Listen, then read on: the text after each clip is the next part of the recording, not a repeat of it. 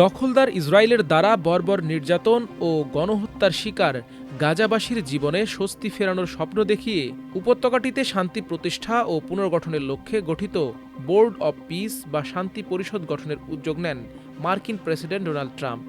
তবে মৃত্যু উপত্যকা খ্যাত গাজার অসহায় জনগোষ্ঠীর সাথে এর মধ্য দিয়ে আরও বড় ধরনের ষড়যন্ত্রের ফাঁদ পাততে যাচ্ছিল ট্রাম্প প্রশাসন। ভয়ঙ্কর ষড়যন্ত্রের এমন একটি গোপন পরিকল্পনার নথি ফাঁস হয়েছে। ব্রিটিশ সংবাদ মাধ্যম দ্য গার্ডিয়ানের হাতে আসা নথির বরাতে জানা গেছে, বোর্ড অব পিস বা শান্তি পরিষদের আড়ালে বিশাল এক সামরিক ঘাঁটি নির্মাণের গোপন পরিকল্পনা করছে ট্রাম্প প্রশাসন। প্রায় ৩৫০ একর জায়গা জুড়ে এই ঘাঁটিটি নির্মাণ করা হবে।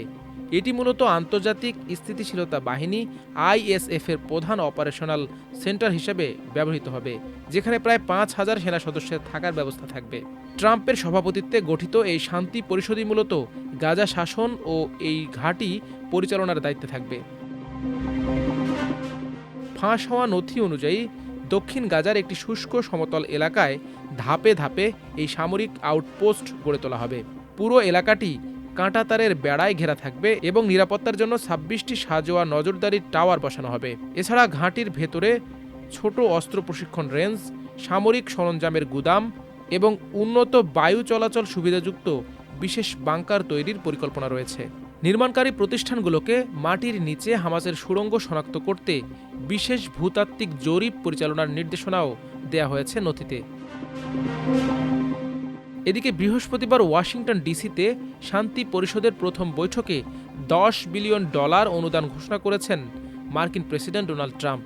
বৈঠকে ইন্দোনেশিয়া ৮,০০০ সেনা পাঠানোর প্রস্তাব দিয়েছে এবং কাতার ও সৌদি আরব সহ মধ্যপ্রাচ্যের দেশগুলো বড় অঙ্কের অর্থ সহায়তার প্রতিশ্রুতি দিয়েছে। তবে ফিলিস্তিনিদের কোনো প্রতিনিধি ছাড়াই অনুষ্ঠিত ওই বৈঠকে ইউরোপের প্রভাবশালী দেশগুলো অংশ নেয়নি। অনেক বিশ্লেষক মনে করছেন, শান্তি পরিষদ মূলত একটি আইনি আবরণ, যার মাধ্যমে যুক্তরাষ্ট্র গাজায় নিজেদের আধিপত্য নিশ্চিত করতে চাইছে। গাজায় এই ঘাঁটি নির্মাণের ক্ষেত্রে বড় চ্যালেঞ্জ হিসেবে দেখা দিচ্ছে মাটির নিচে থাকা হামাসের সুড়ঙ্গ পথ এবং ধ্বংসস্তূপের নিচে চাপা পড়ে থাকা হাজার হাজার লাশ। নথিতে ঠিকাদারদের মাটি পরীক্ষার মাধ্যমে সুড়ঙ্গ শনাক্ত করার এবং মানুষের দেহাবশেষ পাওয়া গেলে বিশেষ প্রোটোকল অনুসরণের নির্দেশ দেওয়া হয়েছে।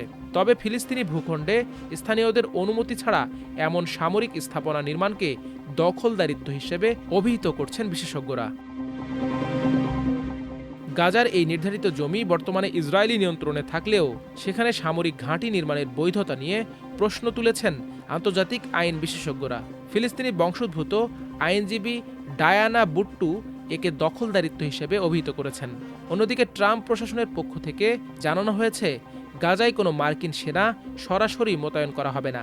তবে ফাঁস হওয়া নথির বিষয়ে তারা বিস্তারিত কোনো মন্তব্য করতে অস্বীকৃতি জানিয়েছে। মাল্টিমিডিয়া ডেস্ক, আমার দেশ।